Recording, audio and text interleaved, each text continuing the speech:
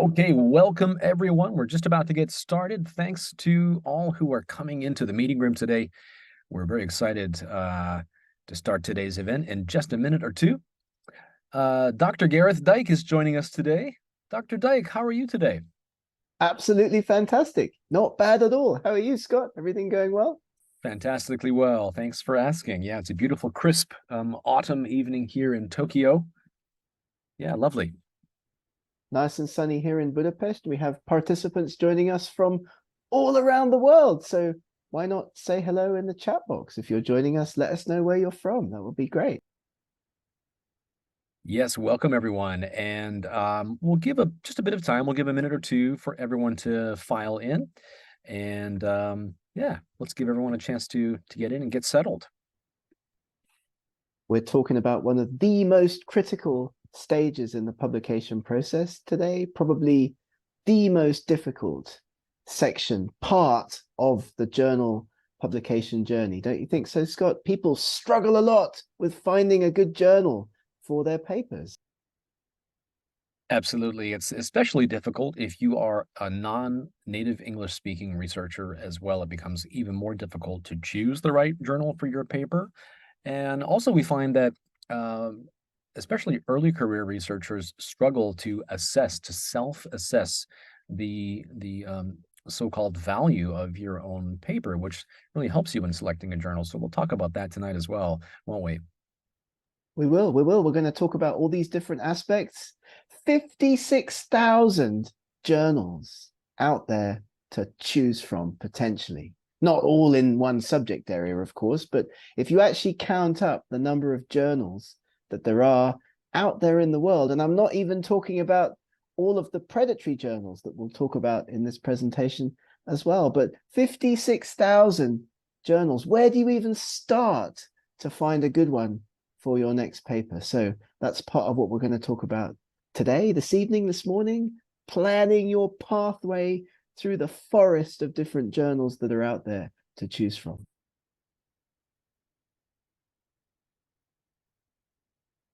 Wonderful. Our attendees are filing in one by one, so maybe we'll give them just maybe a half minute more to give our guests a chance to join us today. And it's also worth mentioning, Dr. Dyke, you're kind enough to make time to answer some questions at the end, I think. So I invite our guests to think of any questions that you'd like to ask, and you can either ask them in the questions box, or you can type them in the chat window. We'll get them either way.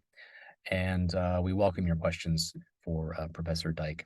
Anything to do with journal selection, choosing journals, we welcome all questions tonight. Fantastic. Yeah, we'll give you contact information as well. We'll give you ways to get in touch with us after the event. So if you're feeling nervous about asking a question, or perhaps asking a question in English is difficult, don't worry. You can always get in touch with us after the event as well. Right, Scott? That's absolutely right. So if we were not able to answer your questions by the end of the event today, reach out to us. We're always happy to help with any questions that you might have. Yeah, and everybody listening to this gets access to a certificate, of course, a recording of the event, of course. So it's all good. And thank you so much once again, everybody, for joining us today.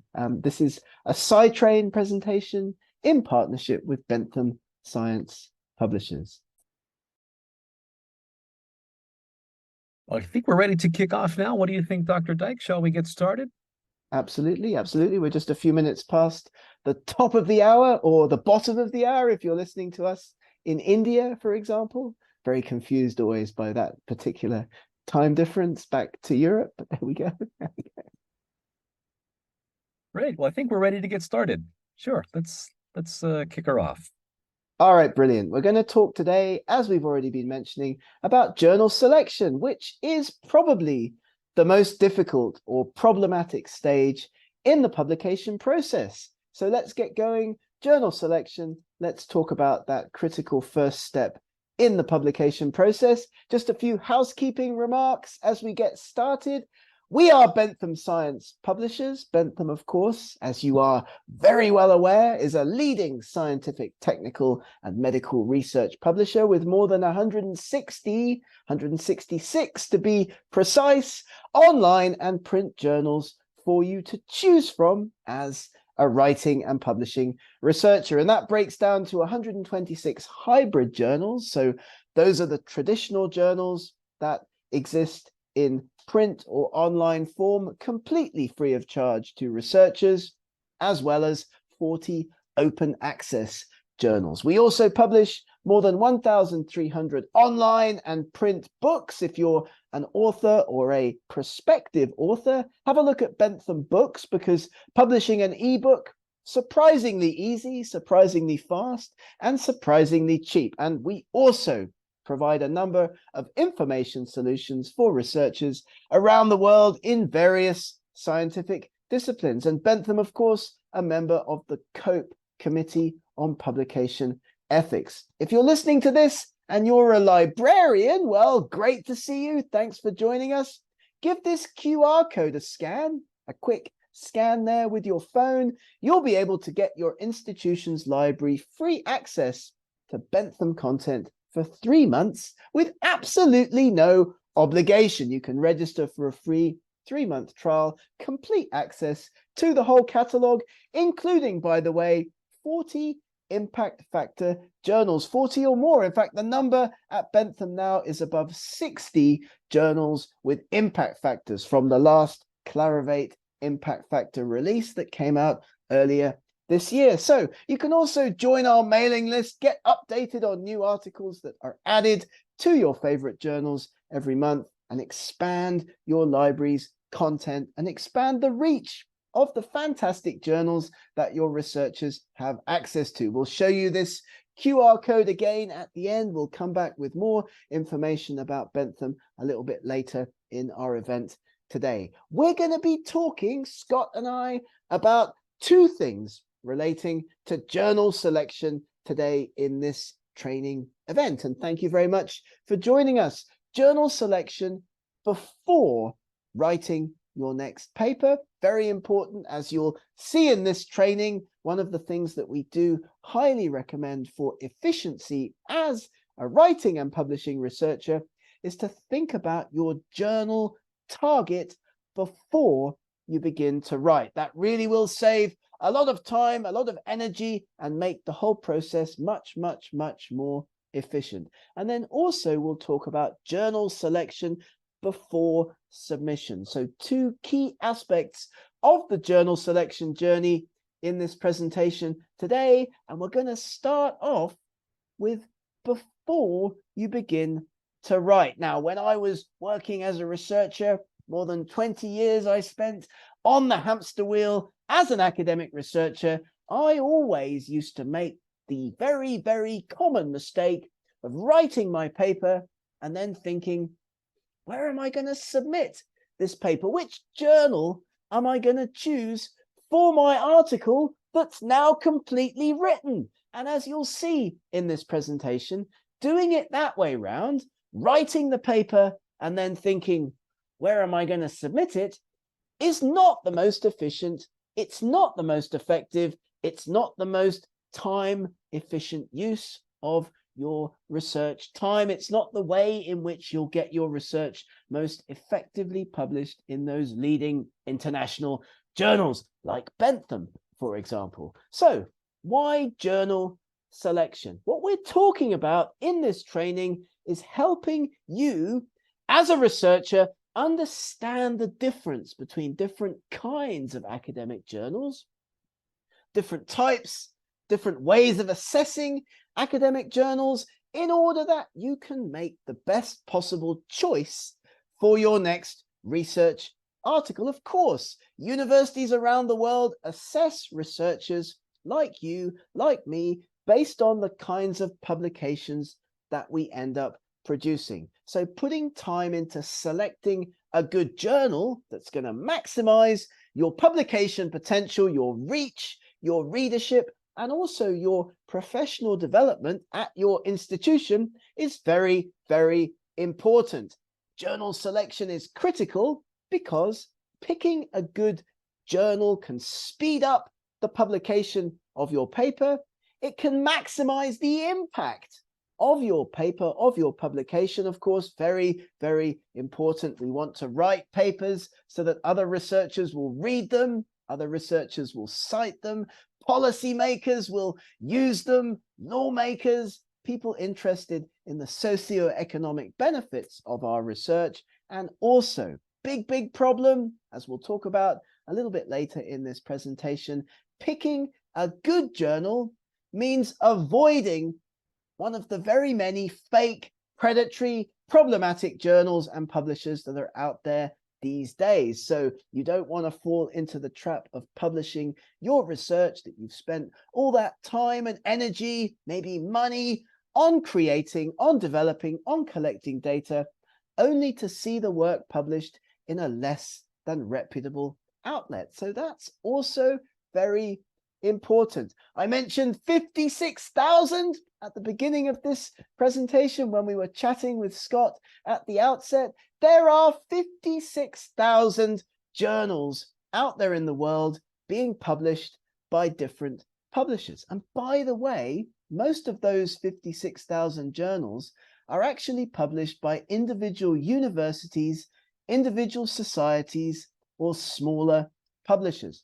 The big publishers like Bentham only publish about 30 to 40% of the overall market in terms of numbers of journals. So there are lots of journals out there that you may never have heard of. There are lots of journals out there potentially in your field that could be used by you as a researcher to make an impact, get your research out there and seen by the world. But as you're a sunflower amongst a field of daisies, you want to make sure that your publications stand out, and picking a good journal as the first step in that journey is very, very important. You could publish your research in a journal that nobody's ever heard of, nobody's ever going to read, and then of course the work will not be seen, the work will not be cited. You won't achieve your potential, you won't maximize the output of your research. So what we'll do now, just to kind of make sure that everybody's still awake and still with us in the Zoom room, is we'll hand back over to Scott and we'll ask you a couple of quick questions. What do we think? How are we doing, Scott? Great. It's a great time for a poll, Gareth. Thank you. And apologies in advance. Our poll functionality is not working great today, but we'll give it a try. So I'm going to launch a poll here. And the question is about journal selection. So our question is, when is the best time to select a journal for your paper? Well, you probably already heard our introduction from Dr. Dyke. Let's try the poll anyway. Do you think the best time to the best time to select a journal is before writing? Or do you feel the best time is while writing your manuscript? Or is the best time to select a journal after writing your manuscript? Okay, let's see what our attendees said today. I always used to really not put any time into this at all. So I'm interested in the results of this survey. Journal selection, I never bothered with it really. Very common mistake. Let's see what our guests said today. Okay, great. Looks like many of our guests heard our intro today. So about 65% of our guests today said before. Nice. About 6% said the best time is while writing, and about 29% said after writing your manuscript. And we should say, we don't want to scare you into thinking if you've already finished your paper, we don't want you to think that it's not possible for you to choose the best journal. It's not that at all. It's just that there are more efficient or optimum times to select the journal, and we find that that's before writing. And we'll go through some of the reasons why before writing is the best time. Not the only time, but maybe the most efficient time to select a journal for your paper. Back to you, Professor. It's also really important to think about maybe lining up a few journals before you begin to write, or having a target journal in mind, because this will help. Yeah, and we can see the results of the poll there. That's absolutely fantastic. Yeah, about 65% of our guests today are agreeing with us that the best time to do this is before writing the manuscript. And of course, many people do this while they're writing as well. But we would say from experience, try to think about a target journal before you begin to write, because in part, this also helps with many of the common questions that colleagues have about writing and publishing. People always ask us how much information should go into the introduction. What should I put into the abstract? What should my figure captions look like? What should my discussion, my methods and results, what should I put into those sections? Well, if you have a target journal lined up, you can answer many of those questions before you begin the process. And you can see how successful writing and publishing academics do it, how they put together those different bits of their papers. So, of course, the best time to write, the best time to select a journal, of course, is before you start to write your manuscript. And the reason for that is that every journal's different. You might be writing, you might be targeting a different kind of paper to a different journal. A review paper might only be publishable in a certain kind of journal. A protocol might only be publishable in a certain kind of journal that publishes those kinds of things, or clinical trials, for example, only published in certain kinds of journals. So do have a think about this. Do target your research to a particular journal based on what your key outcomes are, based on the message of your paper. And so that requires some self-evaluation, that requires some thought, that requires some understanding of the key message of your research. And that comes with experience. As you get more experienced as a researcher, you're often able to decide, well, this result that I've come up with would be most suitable or could be targeted at this particular high impact factor journals. And of course, you'll get to know the kinds of journals in your field. You'll learn about their aims and scope, what readership they have, the disciplines and topics that are encompassed by particular journals, and you'll get to know their guidelines, their general procedures, their peer review process, which journals use single blind or double blind or transparent peer review, the formatting, word limits, kinds of copyright restrictions, and also even minor nitty-gritty details like the kind of English that would be used in a particular journal. So, of course, very, very important. And we would say, as I've already mentioned, that when thinking about your target journal, you need to know about those 3 fantastic bits of information before starting to write. It would be great to have these pieces of information ready before you start to write. Your message, your audience, and your article structure. As you learn about putting the important information from your research into your target journal selection. If you finished a piece of research, you'll learn to develop, perhaps by listening to some of our other training courses, about the key message of that research. Your audience, of course, is your journal target, and much of the information about the structure of your writing comes from that target journal. Of course, we do recommend that you communicate with editors. You set up that publication by talking to editors, writing pre-submission inquiries to journal editors before making submissions. So you might have a list of journals, some examples shown here on the slide, that could be suitable targets for your next piece of research. You've got a list of key journals that you could be aiming your paper at.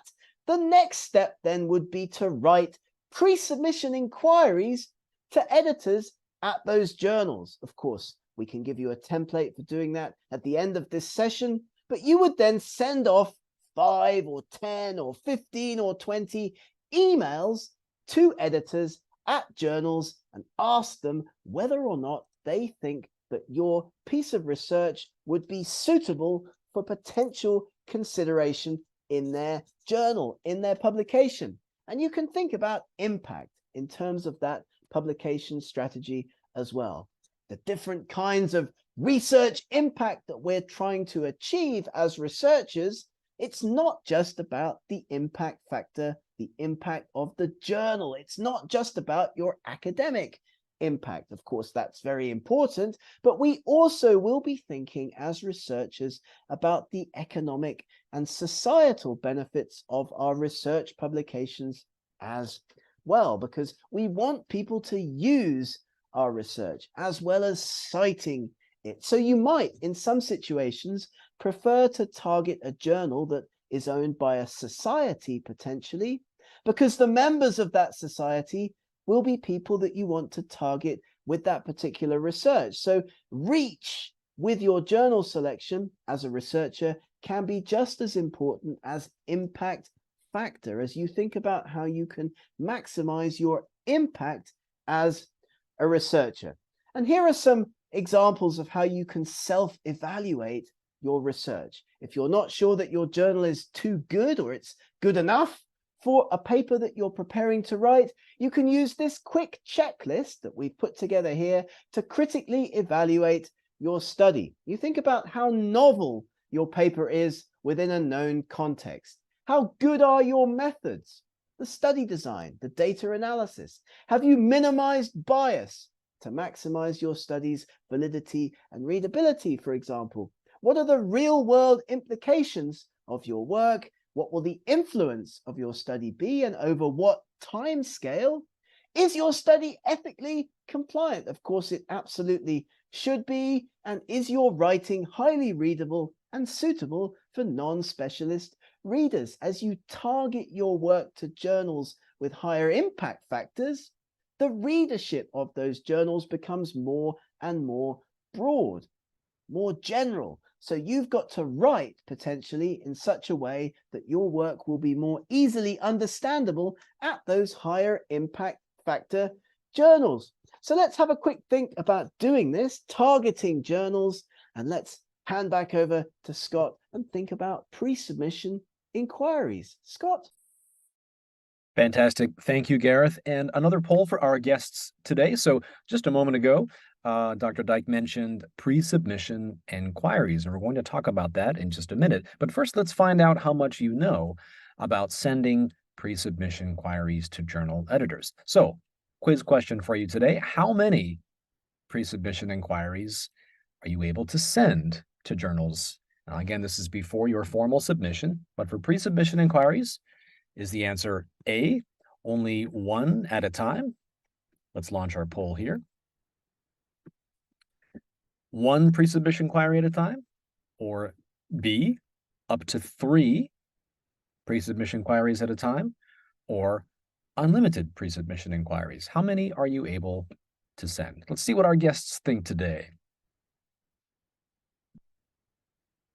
It's so interesting. Yeah. Higher impact factor journals encourage you to do this. They actually want you to do this. They don't want millions and millions of submissions. So higher impact factor journals want you to do this, but we're advocating that all journals, all submissions, you should be looking at doing a pre-submission inquiry to speed up the efficiency of your journal submission process. Great. Let's take a look at our results. So 40% of our guests said you can only send one at a time.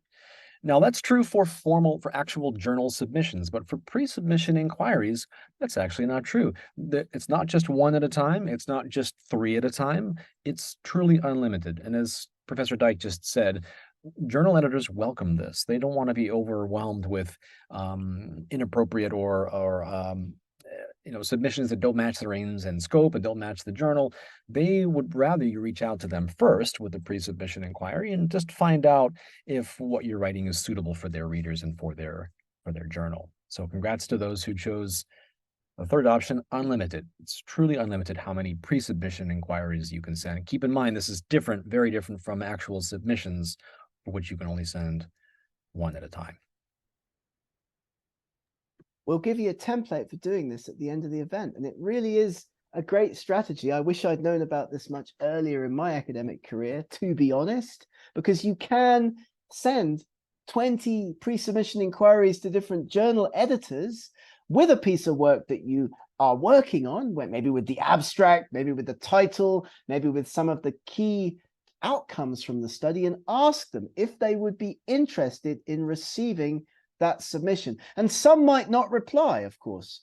Some might say Nothing. They might not get back to you, or they may get back to you and say, it's not suitable for our journal, but we've got another journal in our family, that would be, suitable for this particular submission. Or they might say, great, thanks for the pre-submission inquiry, Scott. Thank you so much. We'd love to see that submission coming into our journal. And you know what? Then you're actually ahead of the game. Then you're actually inside the editor's mind. You've actually got one step closer to that successful publishing experience. So speed up your journal selection process by sending pre-submission inquiries. Write to editors, as many as you like. Target that journal effectively. Give them information about the study. Give them the abstract and title if you've got it. So these are all tips and tricks from us at SciTrain, at Bentham Science Publishers, for selecting a journal effectively before you begin to write your paper. Let's talk now a little bit about what to do in terms of journal selection before making that submission to the journal, before making that final submission to your journal of choice. And what we do at Bentham is we talk to authors all the time, all around the world. And so what we've done is we've discovered that, generally speaking, authors are looking at impact factor. Of course they are. They're looking at reputation of a journal, and they're looking at the journal's reach within a field. There are lots of examples of journals from that 56,000 that we've talked about, all of those journals out there in the world that are well known and well respected within an individual field, but that may not have such an absolutely fantastic impact factor. Medical journals are good examples. There may be very well respected journals within your particular field of medical sciences, health sciences, that everybody in your sub-discipline reads, but that may not have such fantastic impact factors. That's why reputation is important to researchers within particular subfields, as well as open access. And we're going to talk about open access in a moment, but effective journal selection is all about marrying your research and your publication success. So researchers around the world, they're obviously looking for speed. They want to publish their papers as fast as possible. Nobody wants to be sitting around for months and months and months for papers to get published. They want impact factors, and they also want high reach and readership, which of course are all interrelated. The more readers a journal tends to have, the higher its impact factor. A journal like Nature or Science with a huge impact factor has a huge readership as well. So that is also very, very important. The different things that researchers look for when selecting a journal. And you will also be going through this process yourself as an academic, as a researcher. We think about which factor is most important to you. Is it the aims and scope, the article length, publication speed and frequency, the indexing, whether the journal is print, online, or fully open access, and also the acceptance rate, the criteria like speed of publication, kind of peer review. And these are all the kinds of information that we can help you discover, or that you can find on your journal website. So do have a think about these different kinds of factors when selecting a journal for your next research. And in terms of impact factor, people often ask us about this. We've put down here on this slide a number of different kinds of impact factors that are important to researchers. The ones you've probably heard of most often and that will be most important to you potentially are impact factor itself, which can be a researcher's impact factor, a journal's impact factor, or even an individual publication's impact factor. Journal impact factors, and remember I talked about Bentham Science and all of those 60 journals with fantastic impact factors in the latest Clarivate release from earlier this year. This is a measure of the number of citations in that journal over the last 2 years, divided by the number of articles that that journal has published. So if we think about one of the Bentham journals with an impact factor of 5, for example, Current Neuropharmacology, one of the leading Bentham journals in that field, has an impact factor of just over 5. That means that 5 is the number that's arrived at when the number of citations within the last 2 years is divided by the number of articles. It's a measure of the journal's reach and reputation within the field. An H index, an H number, often applied to individual researchers, is a measure of your publication output, your publication impact. So a researcher with an H index of 10, for example, has published 10 papers that have been cited themselves at least 10 times. So it's a maximum measure of your publication impact, your number of publications, the maximum number with the maximum number of citations. And of course, we're happy to answer any questions about this a little bit later on in our event today. Impact factors are important, but also we get lots of questions from researchers about the different kinds of journals. And this slide provides you with a summary of the main different kinds of academic journals. We talked about this in the context of Bentham Science a little bit earlier. We've got about 126 traditional journals in which you can publish for free. Those are the kinds of journals where you used to walk off down to the library when you were younger like me and have a look at the most recent journals that had appeared in your university library. Publishers make money on these traditional journals by selling the content back to universities and to libraries, etc. So the content is behind a paywall. You've got to be within your university system, within a subscription system to get access to that content, but there's no cost to researchers to publish in those journals. Those are called traditional journals. On the other side of the coin are our fully open access or gold open access journals, where the research, once peer reviewed and published, is fully open, fully accessible to all, fully open access, but there's a charge to the researcher who wishes to publish in those kinds of journals. That's a gold open access journal. There's often what we call an article processing charge associated with those kinds of articles. Green open access, that's where you've gotten your paper accepted in a traditional journal, let's say Nature or Nature Communications or Current Neuropharmacology. In the case of Bentham, your paper's been accepted.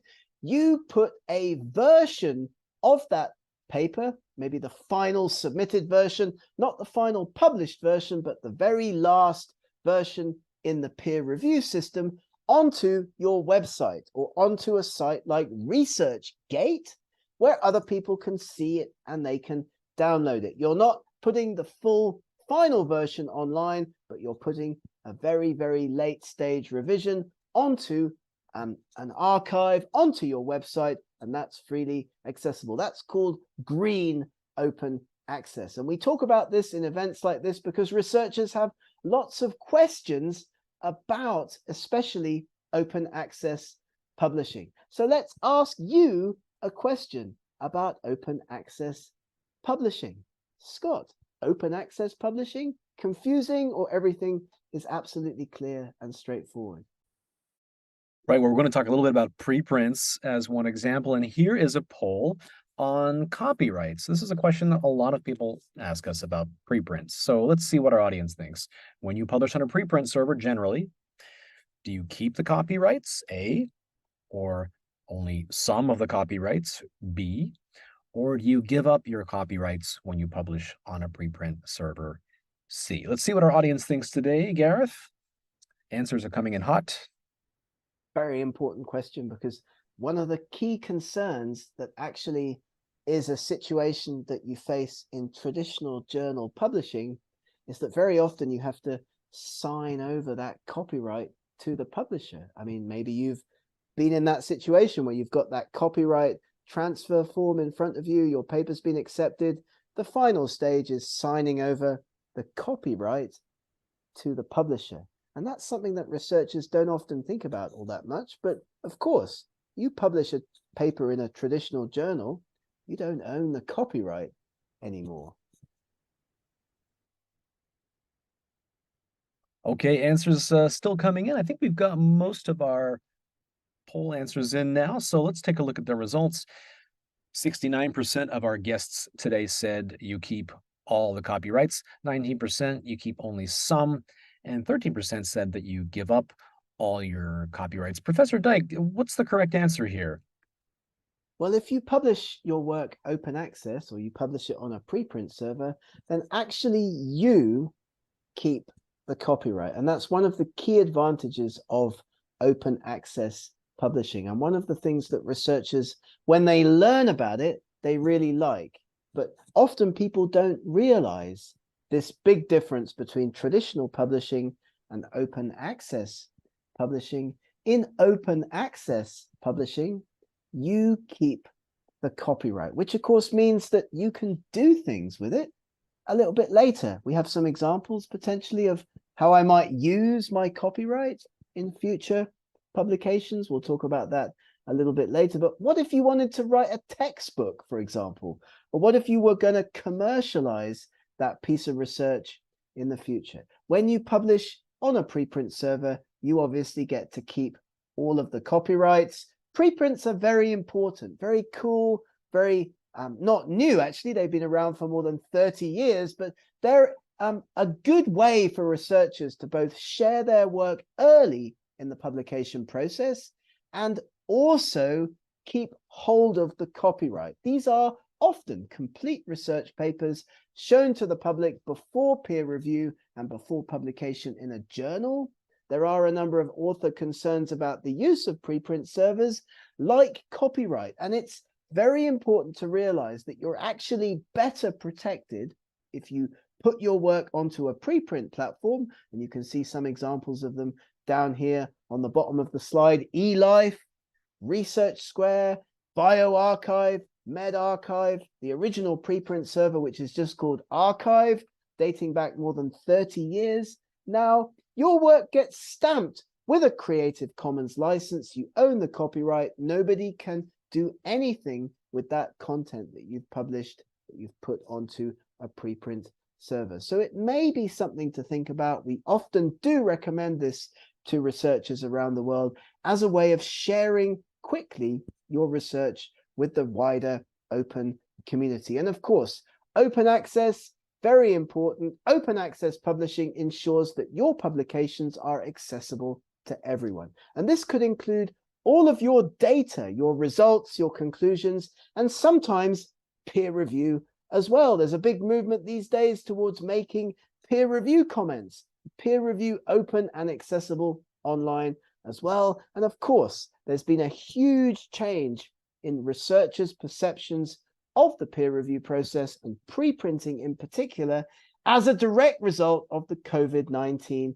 pandemic. This gave us all a very clear demonstration of why it's so important to put out research results, research data as quickly as possible and not necessarily have to wait for peer review and for those articles to appear in full traditional journals. We would still be dealing with a lot of the issues that we faced during the COVID pandemic if we'd had to wait a lot more time for research to be published in traditional journals. So in summary, gold open access, that's where your research is published in a full open access journal. Biomed Central, PLOS, for example. Bentham Open is our open access arm at Bentham Science Publishers, with more than 40 fully open access journals for you to choose from. And we talked already about what green open access publishing means, what green open access is all about. So do have a think about this when selecting your next journal target, because we've got these 3 rules for journal selection: aiming high, choosing appropriately, and then learning to sell and manage your submissions. And of course, we are here at SciTrain to provide training in all of these different areas. So if you feel that you or your institution or your research group potentially would benefit from additional training in any of the areas that we cover in these webinars, journal selection in particular, in this case, do get in touch with Scott and I. We would love to show up online at your university and provide more training, or indeed give you a menu of training options that we can provide. Picking a journal, often people look for tools to do that. Big shout out to edX, because they have probably the best journal selection tool out there at the moment that is publisher independent. So if you're looking for a place where you can go and enter some keywords, enter your article abstract, and get a list of potential journals that you could use for your next publication, edX, the edX journal selector tool, is a great choice. You'll find it in seconds on a quick online search. The edX journal selector tool. It's the only one that is publisher independent at the moment. So very good as a place to go. Watching out for fake journals is very important as well, of course. Many journals, many publishers taking advantage of this open access model where there's a cost to authors to put their papers into a fully open access journal. An article processing charge is levied. So this has, of course, led to a dodgy business model where publishers and journals that aren't really following proper peer review or not bothering with it at all are offering publication for a fee. They will try to cheat you out of your money and out of your research. It's getting more and more difficult to spot some of these predatory publishers and some of these predatory journals. Be aware of this. Lots of researchers get caught out every year, even from some of the biggest research institutions in the world. Spotting a fake predatory journal, have a look at the website. Is the URL strange? Are there obvious errors? Indexing, a reputable journal, the Bentham science journals, for example, are listed in well-known indexes like the Directory of Open Access Journals, Scopus, Clarivate, Cabell's, PubMed, and so on. Predatory journals won't be listed in these databases. Keep that in mind as well. Who's on the editorial board? Do you recognize their names? Do you recognize them from your field? Is the journal publishing regularly? Is it publishing on time? Are its articles properly peer-reviewed? Do the articles that this journal's publishing match with the journal aim and scope?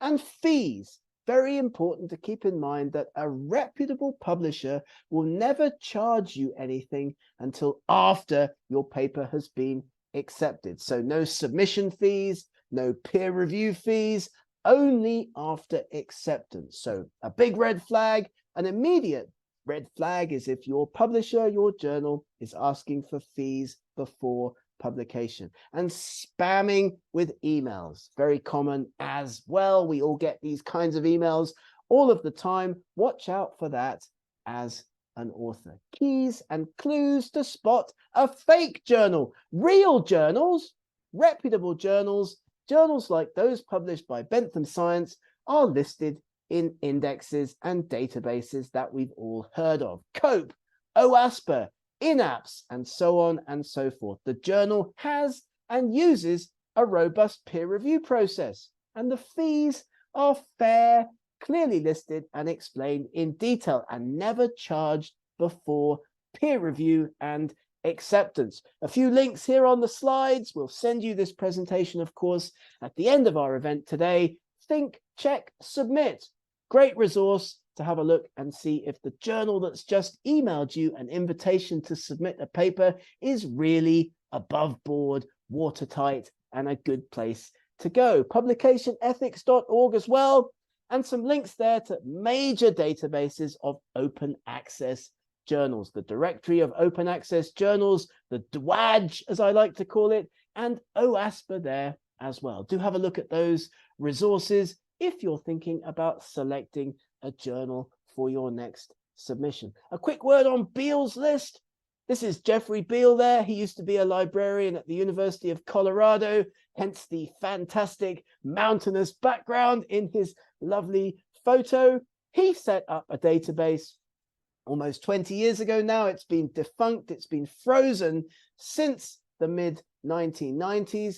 It's still out there online, of course, but he set up a database, the first of its kind, listing journals and publishers where he thought there were issues. Of course, we don't use it anymore. It's been frozen in time since maybe 7 or 8 years. It's worth knowing about, though, of course, but it was shut down in 2017 because of complaints, threats of legal action from several publishers. And some publishers were wrongly put on the list, which is now frozen in time, Bentham being one example. Maintained and controlled by just one guy, University of Colorado librarian Jeffrey Beal. We mention it to be completely open, to be completely fair. The successor to Beal has been a company called Cabell's, Cabell. Cabell's publishes a blacklist and a whitelist of journals, and they sell those contents, they sell those lists to libraries around the world. We are delighted to note that all of the Bentham Science journals are listed on the Cabell's whitelist. So any questions about that, we are delighted to talk more at the end of this presentation. Be ethical as a researcher. Of course, we have other presentations, Scott and I, about ethics in writing and publishing. Again, we would be delighted to come along online, pop up at your university and give presentations in these areas as well. Avoid ghost authorship. That's where someone who did lots of work writing a paper is not included as an author. And also avoid gift authorships. This happens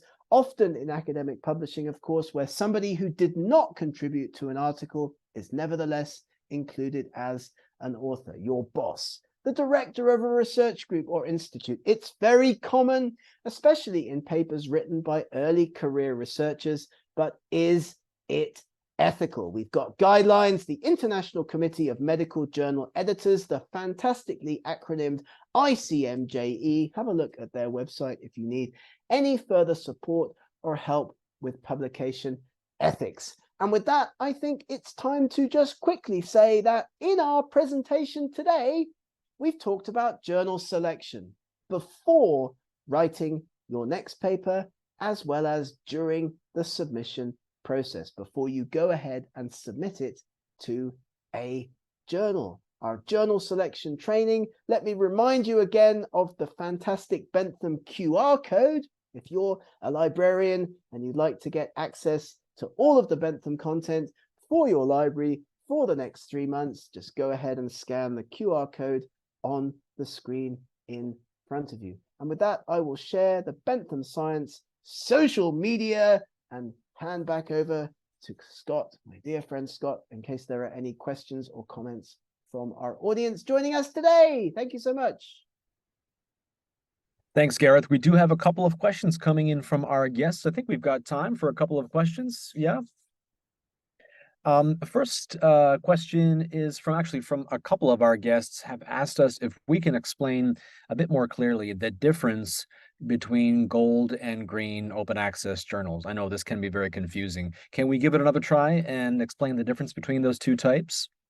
Yeah, sure. So a green open access is where, let's imagine that you've got your paper accepted in a journal. I mean, name your journal, but let's say Nature, right? Which is a journal that is predominantly publishing content in a traditional way. So you've got to have a subscription to access that content. But I'm allowed, as a researcher, to put a final stage version of that paper, of my paper, onto my own website or onto a site like ResearchGate. So I'm making my research, I'm making my results, my article available to anybody, not quite the final version, but a good enough version, certainly a version that can be used because it's the final manuscript that got accepted by Nature.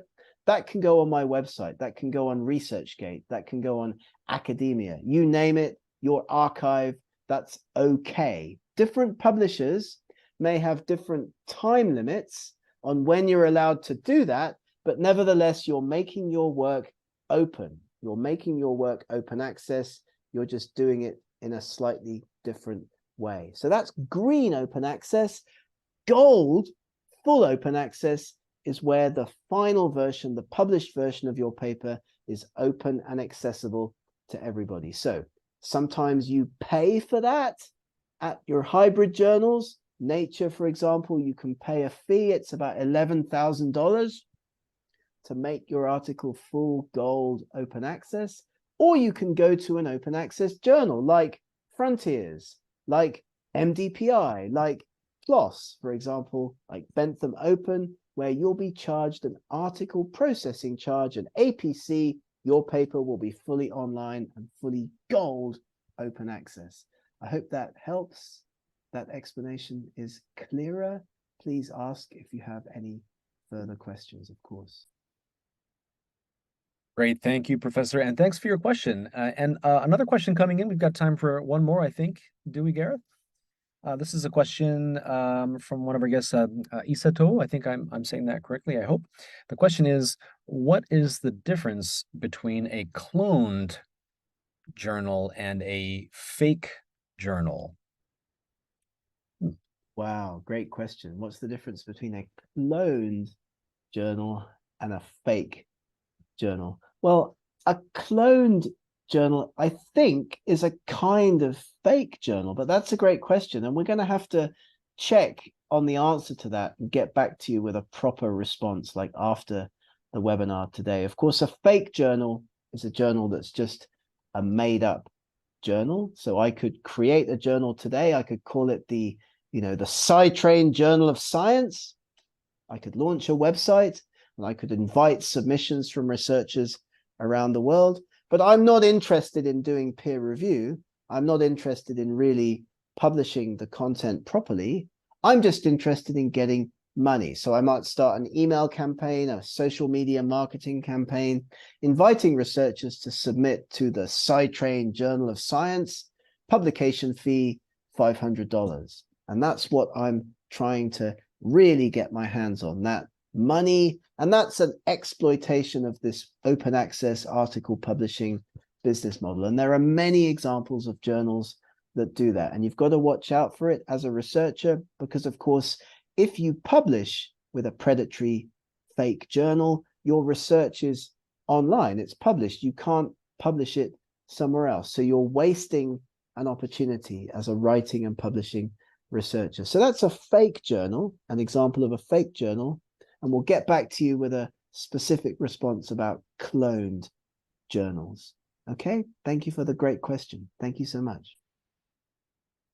Great question. And I have seen examples of fake journals where they, speaking of cloned journals, they'll take portions of known journals and then sort of copy or clone them. It might be the board from this particular journal, or the journals from that one. Of course, the URL is different, but it looks quite similar to the actual journal. Maybe that's what our guest was asking about, that type of clone journal. But we'll get a proper answer for you and get back to you after the event. It's a great question. It's a great question.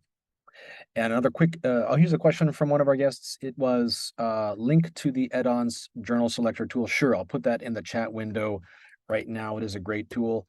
I put the URL in the chat window. And we've got a raised hand from Clara. Clara, let's get Clara. Are you willing and able to talk on the microphone, Clara? I'll just I'll unmute you here if you want to ask a question, or if you wanted to type a question, feel free to do that, whichever you prefer. Okay, good day, everybody. Hi, Clara. Sorry, mine is not a question. Can you hear me, please? Yes. Okay, Yes. sorry. My request is whether the lecture or the topic can be sent to individual email, because my network is actually fluctuating. I missed out in most of the connection, you mean? If your connection's been going in and out? I think you're asking if we'll send the recording. We will send the recording to everybody that's registered for this event. So Clara, don't worry, you'll get an email in the not too distant future containing a recording of this presentation. So hopefully that helps. Yeah, and thank you for that. That's great. Great, thank you. Thanks for your question, Clara. And we did get a similar question from a couple of other guests as well in the chat window. So don't worry, anyone who's looking for a recording, we will send it to you. I think it goes out exactly 24 hours after we end the event. So just check your inbox in exactly 24 hours, and you'll see a link to the recording of the event tonight. And we'll also include a link to that template for the pre-submission inquiries that Dr. Dyke was talking about earlier. So check your inbox in exactly one day. We'll have a recording and a template for you. Thanks for your question, Clara. We have another one that I can see from Moise Matacone. Sorry for the pronunciation. Can a manuscript stay definitively in the preprints without publication in a journal? Yes, yes. You can preprint something and you can leave it there on Archive or Research Square or eLife. It doesn't ever have to go into a journal. Of course, if it does go to a journal, it then gets fully peer reviewed and published. The two are linked together. So the preprint and the final journal publication are linked together, potentially on the website of the journal, on your website, also often on the preprint platform. And it's part of the whole open science, open research process. So somebody else in your field can see the earlier stages of the evolution of the development of your particular research article. So people like it because they can see, well, this is the final published version, but I want to see like what that version looked like before it got peer reviewed, or what the peer review comments were like, how the peer review comments improved the paper. So that's a great question. And yes, the answer is yes, you can preprint and then you can do nothing else. You can just put your work onto a preprint platform.